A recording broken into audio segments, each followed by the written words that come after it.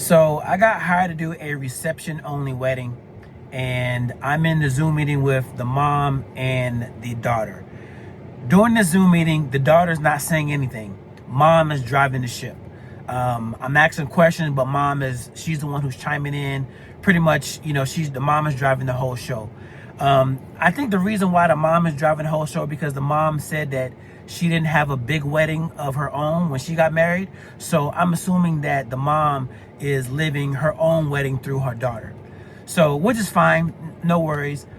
In the Zoom meeting, mom is very, by the book, very, adamant, very straight shooter. One thing that she did say is in the Zoom meeting is that she wanted to me to play the playlist. She wanted me to stick to the playlist. I'm like, all right, cool. All right.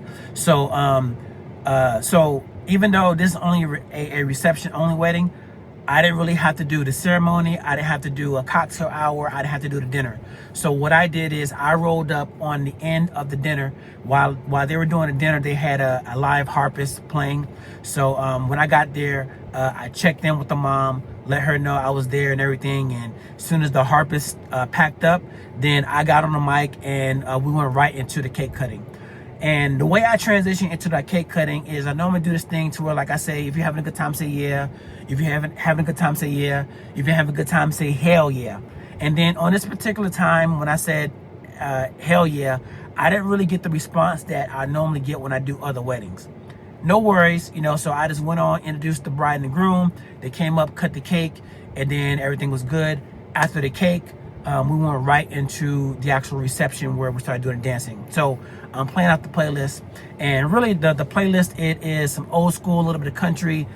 So during the old school portion, there's some Michael Jackson on there. So normally what I do is I'll normally take the playlist that the couple gives me, and I use that as a guide. And normally it's a mix of the playlist, and I'm the X factor, so I'll use the playlist to play other like music.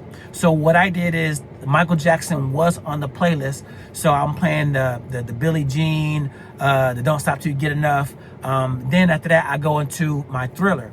The reason I do Thriller is because this wedding was around October time frame, and it was close to Halloween. So I'm mixing the Thriller, doing the Michael Jackson set, and I'm like, hey guys, it's Halloween. You guys know the dance. If you know the dance, go ahead and do it. Everyone's on the dance floor doing the whole Thriller dance and everything like that.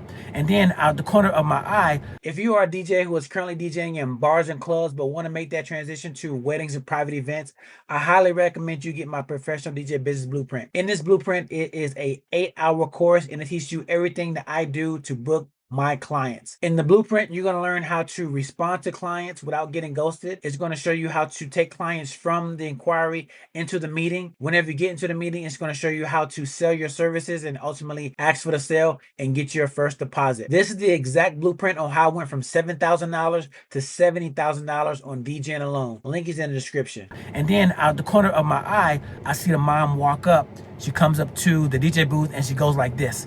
So I'm thinking that she's gonna tell me to turn the music down, but then she goes like this and then walks away. So I quickly turn the music off. Well, I quickly change the music, and then I go back to the playlist, just playing, all the slow songs out of the country, just going, right on at it. So during the rest of the night was just kind of bland because I didn't really want to take any chances. Fast forward to the end of the night.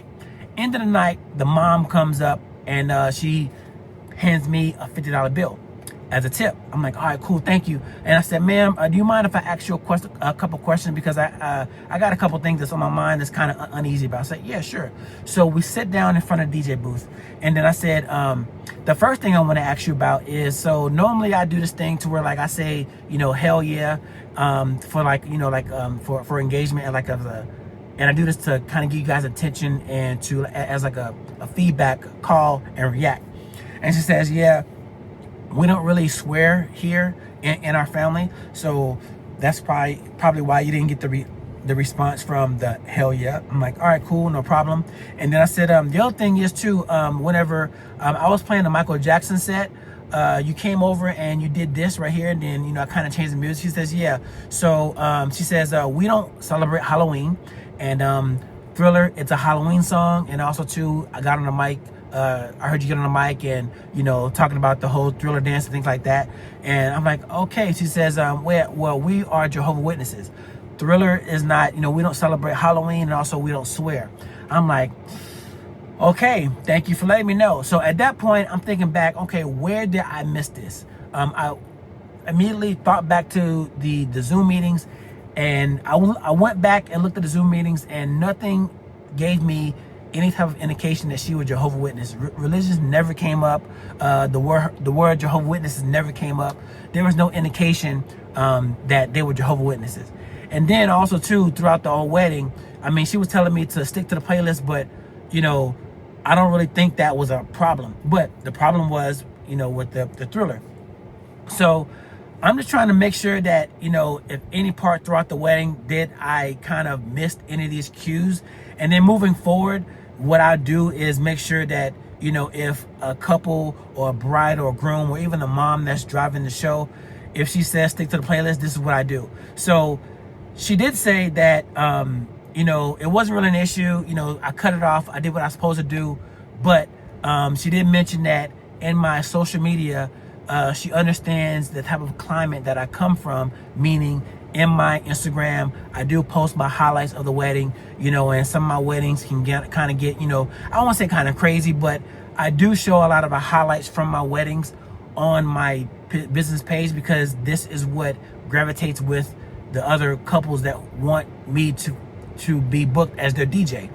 I believe if you show them what they want, or show them how it is to work with you, then they will gravitate, which it did. This is the reason why she hired me. But the fact that she wanted the party part, but she didn't want the party part, all right? Which seems kind of weird, but no worries. But this is what she told me. She says, hey, you know, I kind of get, you know, the climate that you come from.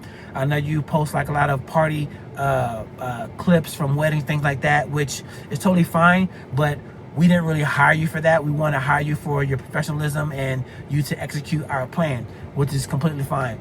So all in all, the wedding was not a total disaster. I think I did save it by going back and sticking to the playlist once everything was said and done. So what I want to know from you guys is, have you ever had a wedding to where it was very nuanced, to where it was against the grain? Like, did you ever have any weddings to where like the mom, you know, was the one who was driving the show? There was no input from the bride? Or were there any weddings that you ever been to where they told you to specifically stick to the playlist and don't play anything else? Let me know down in the comments. Let me know if you guys had any other instances where you had any, I want to say, bridezilla or momzilla weddings. I don't really think this was a momzilla wedding. I think this was just a miscommunication of what I do versus what she wanted.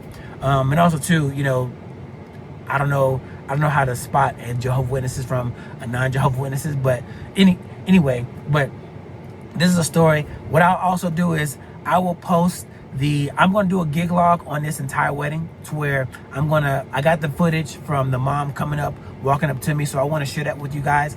Also too, this wedding was a full wireless wedding, to where like my entire setup, my main setup was ran wirelessly. So I want to show you that setup as well. I use the Sennheiser in-ears for that. So I will place that gig log to that wedding right here, so that way you can see the whole entire gig log and the whole entire wedding of this. And also too, this video right here is what YouTube feels that is best for you. So you can either watch this video right here, the gig log, or you can, if you trust the algorithm, watch this video, because this right here is what YouTube is recommending you.